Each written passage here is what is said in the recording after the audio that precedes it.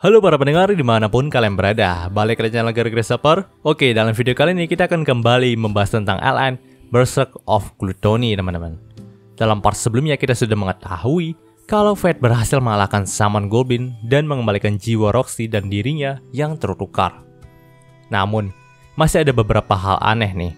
Yang pertama, saat Fate ingin menyelidiki reruntuhan yang ditinggali Summon Goblin, jalannya pun langsung terhalang oleh sebuah bongkahan es besar.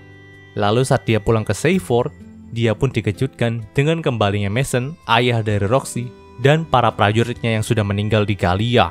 Tentu, itu adalah hal yang tidak wajar, karena semua orang ini bangkit dari kematian dengan sendirinya dan tidak dibangkitkan dengan sihir. Dalam part kali ini, panel cerita pun menyorot kepada kejadian yang tadi teman-teman.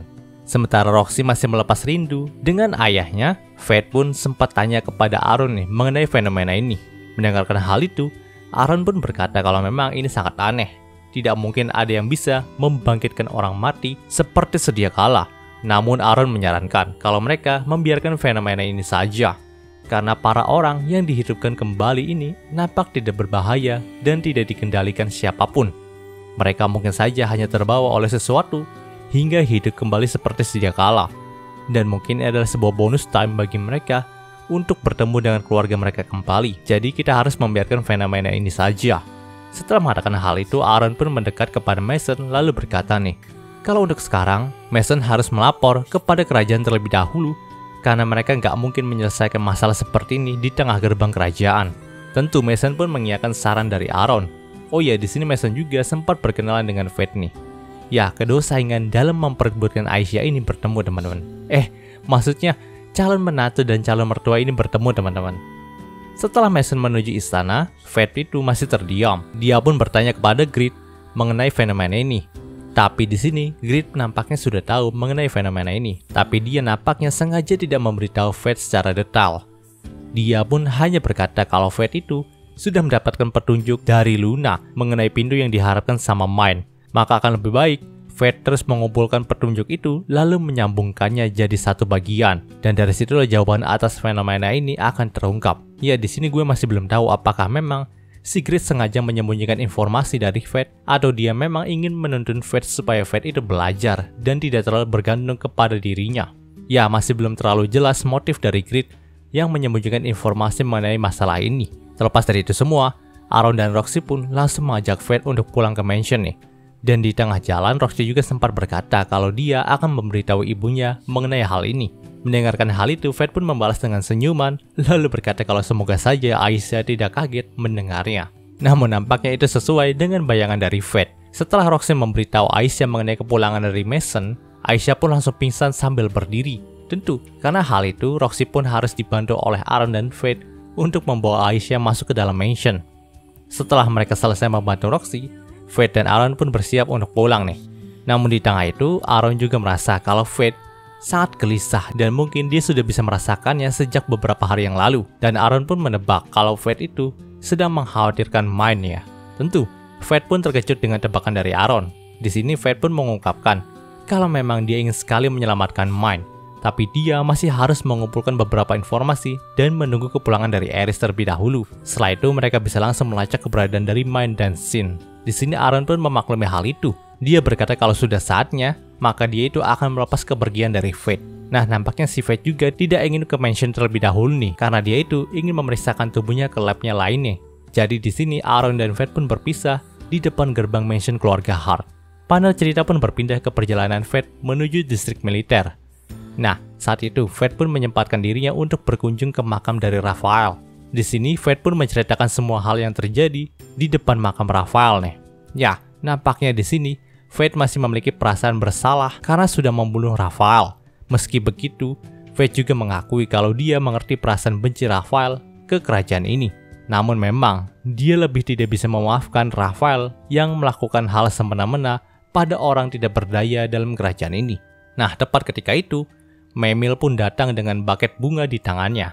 Dia juga berkata, kalau apakah Fate masih belum memaafkan Raphael? Tentu, Fate pun cukup terkejut dengan kedatangan dari Memil. Di sini Memil berkata kalau dia mampir ke sini dulu sebelum memeriksakan tubuhnya ke lab lain nih. Karena memang dia mendapatkan luka yang cukup banyak akibat pertarungan tadi. Nah, di sini Memel juga menceritakan awal mula perubahan dari Raphael nih kepada Fate. Dia berkata kalau sewaktu perjalanannya bersama Raphael, dia dan Raphael itu sempat menemukan sebuah batu Kenja no Ishi, teman-teman, yang kemungkinan besar adalah pecahan dari Shin, sang leluhur Nightwalker. Setelah menemukan batu itu, Raphael pun pernah berkata kalau dia bisa mendengar suara dari batu itu. Dan karena Shin juga tahu Raphael haus akan kekuatan, dia pun terus membujuk Raphael untuk melakukan apa yang dia rencanakan. Hingga akhirnya membuat Raphael jadi seperti itu. Mendengarkan cerita tadi membuat Fate jadi nggak enak pada Memel nih.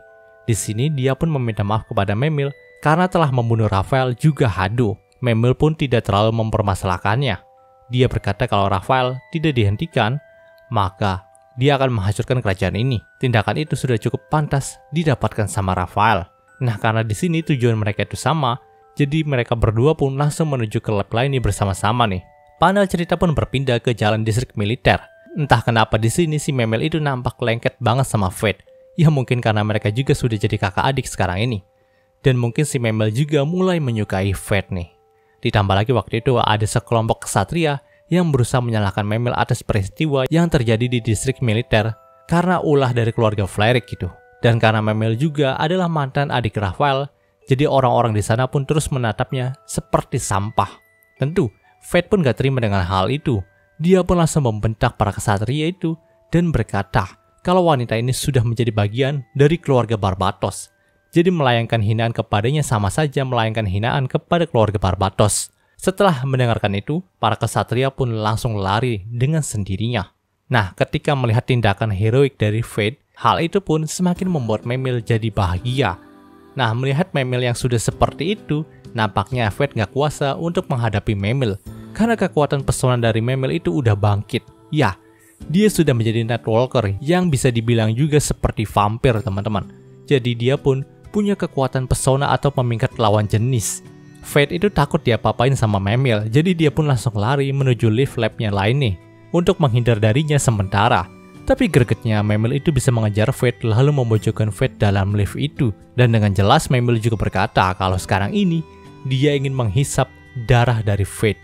Nah, karena si Fate juga udah tidak berdaya, akhirnya dia pun membiarkan Memel untuk menghisap darah yang ada di lehernya, teman-teman. Anehnya, bukan merasakan sakit, si Fate merasa nyaman karena posisi ini, teman-teman. Ya, Fate juga laki-laki, jadi mungkin dia menikmati sensasi di mana Memel menghisap darahnya. Dalam hatinya juga, dia pun berkata kalau dia tidak ingin orang lain melihatnya dalam kondisi seperti ini. Namun, harapan Fate itu nggak terkabul. Karena ketika lift itu terbuka, sudah ada lain nih yang nampaknya ingin naik lift juga. Ya, dia melihat Fate dan Memel dalam posisi itu, teman-teman. Tapi dia pun hanya memalingkan mukanya, lalu dengan senyuman kecil, lainnya pun berkata kalau dia minta maaf karena sudah mengganggu kesenangan dari Memel dan Fate. Tentu Fate pun berusaha menjelaskan situasinya kepada lainnya agar nantinya si lainnya juga gak wadulin hal ini kepada Roxy. Panel cerita pun berpindah ke laboratorium lainnya. Saat itu lainnya pun melakukan pemeriksaan kepada tubuh dari Fate dan Memel. Namun sepertinya Memel itu nggak kuat dengan jarum suntik deh. Jadi dia pun hampir pingsan saat lainnya itu mengambil sampel darahnya. Setelah pemeriksaan selesai, lainnya pun berkata kalau ada sesuatu yang menarik dalam tubuhnya Memel dan mungkin saja itu bisa membantu Fate nantinya. Tapi di sini dia tidak ingin memberitahu Fate terlebih dahulu karena dia akan melakukan riset lagi. Lainnya juga berkata nih kalau nampaknya pencarian Eris dan ayahnya itu berhasil. Mereka menemukan sisa Kenja no Ishi yang tersimpan dalam sebuah lab rahasia keluarga Flarerik. Dan mungkin batu itu akan sampai ke sini besok pagi. Nah, selain berita baik tadi, lainnya juga memberikan berita buruk kepada Fate. Dia pun memperlihatkan hasil sampel darah Fate yang berwarna hitam. Dan tentu itu bukanlah darah normal manusia. Lainnya berkata kalau begini terus, Fate mungkin tidak akan bisa mempertahankan wujud manusianya lagi. Suatu hari nanti, Fate bisa saja menjadi monster. Tapi, dia tidak akan membiarkan hal itu. Sekarang, dia mengerjakan penelitian tentang cara pengobatan dari Fate juga. Jadi dia berharap Fate tidak akan berubah sebelum penelitiannya ini selesai. Tentu, Fate pun cukup senang mendengarnya. Lagi pula dari awal dia memilih jalan ini, dia juga sudah siap akan berakhir dalam bentuk yang tidak wajar. Panel cerita pun berpindah keesokan harinya. Di pagi hari itu, Mason pun nampak mengajak Fate berbicara nih. Dia sudah mengetahui cerita Fate panjang lebar dari Aisha dan Roxy. Dan tentu, Dia pun sangat berterima kasih karena Fate itu menyelamatkan Roxy juga menyembuhkan Aisyah. Lalu topik pembicaraan mereka juga berubah ke fenomena kebangkitan ini. Mason tahu kalau dirinya sudah mati sewaktu melawan Divine Dragon. Tapi entah kenapa, dia bisa bangkit lagi seperti ini. Namun ada satu hal yang mengganggunya juga nih. Jika mereka bisa dibangkitkan seperti ini, jadi apakah para monster buah Scalia juga ikut bangkit bersama dengan mereka atau tidak ya? Itulah yang menjadi kekhawatiran dari Mason. Di sini Fate juga memikirkan hal yang sama nih.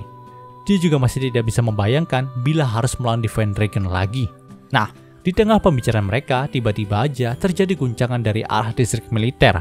Tentu, Fate pun langsung bergegas menuju ke sana, sedangkan Mason melaporkan hal ini kepada kerajaan. Dia tahu kalau dia ikut bersama Fate, maka dia akan jadi penghambat saja. Jadi di sini, dia pun hanya bisa melapor ke kerajaan untuk membawa bantuan nantinya. Panel cerita pun berpindah ke distrik militer. Nah, setelah sampai di sana, Fate pun terkejut nih. Karena memang distrik militer sudah menjadi kumpulan gunung es. Dan jika dilihat lagi, es ini sama dengan es yang menutupi reruntuhan dari Shaman Goblin. Lalu Fate pun menyadari nih, kalau lab dari lainnya itu membeku juga teman-teman. Jadi dia pun langsung bergegas ke sana untuk melihat keadaan lainnya. Namun, betapa terkejutnya nih, ketika dia tahu kalau orang yang melakukan hal ini kepada distrik militer adalah mendiang ayahnya sendiri. Ya, ayah dari Fate itu telah membekukan distrik militer, lalu berniat untuk membawa Lainey dan Kenja no Ishii yang didapatkan dari penyelidikan Ares, teman-teman. Tentu hal ini sangat mengguncang Fate. Pasalnya, ayahnya itu sudah mati lama saat Fate itu masih kecil, tapi kenapa dia bisa bangkit juga seperti Mason gitu. Dan saat ditanya kenapa, ayah dari Fate juga berkata maaf, karena sekarang ini dia terikat dengan kontrak seseorang, jadi dia terpaksa melakukan semua ini dan tidak bisa berkata apa-apa kepada Fate. Nah, yang membuat Fate lebih terkejut lagi, ayahnya itu memiliki tombak Sin yang pernah dipakai sama Raphael, teman-teman. Dan dia pun memakai tombak itu untuk membuat lubang pada lab lainnya, lalu dia pun kabur dengan membawa lainnya juga Kenja no Ishii bersamanya. Tentu Fate pun ingin mengejar ayahnya itu, tapi di sini Grid pun menghentikannya. Dia berkata kalau Fate terlalu gegabah jika mengejarnya sekarang. Jika dilihat baik-baik, ayah dari Fate juga tidak membunuh siapapun dalam kejadian ini. Dia hanya membekukan distrik militer dan orang-orangnya saja, tapi tidak membunuh mereka.